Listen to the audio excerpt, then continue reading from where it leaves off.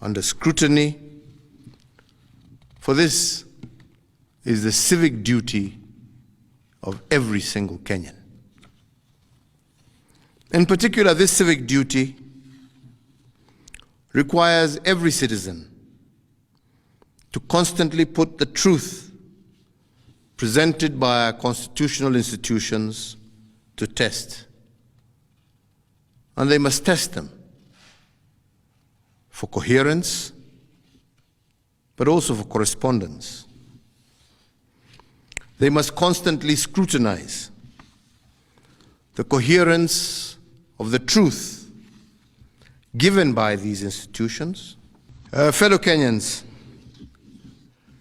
on the 9th of August of 2022, Kenyans participated in an election that ushered in new leaders at all levels of our governance realm.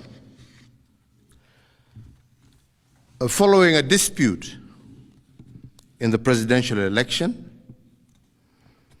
a petition was filed in our Supreme Court for determination of validity of the results, and the Supreme Court has today pronounced itself on this matter. When I was sworn in as your president, I made a pledge to the country, a pledge to uphold the rule of law and the decisions made by the judiciary on all matters appertaining to our governance. Today, the Supreme Court made a ruling on the presidential dispute,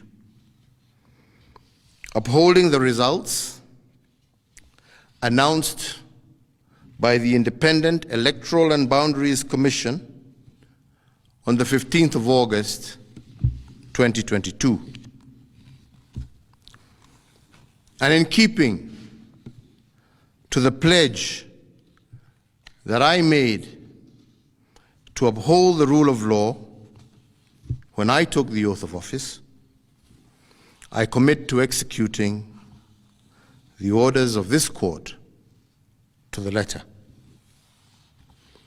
The process of handing over is in progress through the Assumption of Office Committee, which actually has already begun its work as of August 10th, 2022.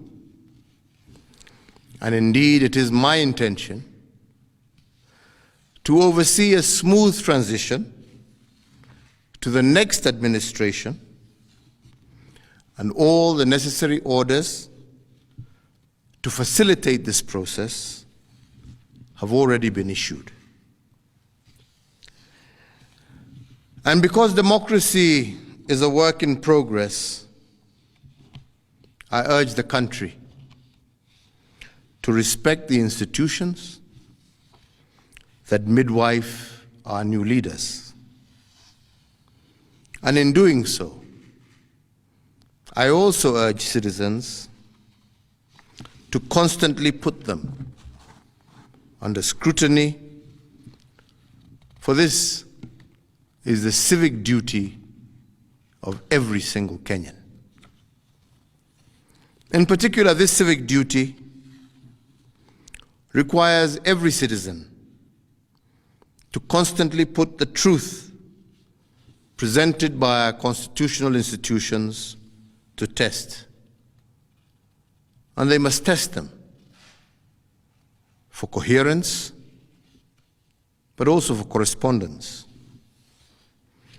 They must constantly scrutinize the coherence of the truth given by these institutions, and to ask themselves whether the truth has been coherent from one election to another. has there been a consistent pattern that is acceptable to our democratic ethos? We must ask ourselves, is it about numbers or is it about process? Which of these two is it? And can our institutions rule one way in one election and another way in another election without scrutiny? I do invite you, Kenyans, to keep vigil and indeed to hold all institutions to account. The second thing we must place under scrutiny is whether the truth given by institutions has correspondence. That is, do the truths given by our institutions correspond with what is observable by the citizen? True beliefs and true judgments must correspond to the actual state of affairs. But do our constitutional institutions meet this threshold? While we must appreciate these institutions, we must also hold them to account at every juncture. And their truth has to be consistent and coherent. This is the only way we will build our democracy. I want to take this opportunity to thank every single Kenyan for holding a peaceful election. And for this, I want to thank God, and I want to thank our political parties, but I also want to thank every single individual Kenyan for bringing us thus far.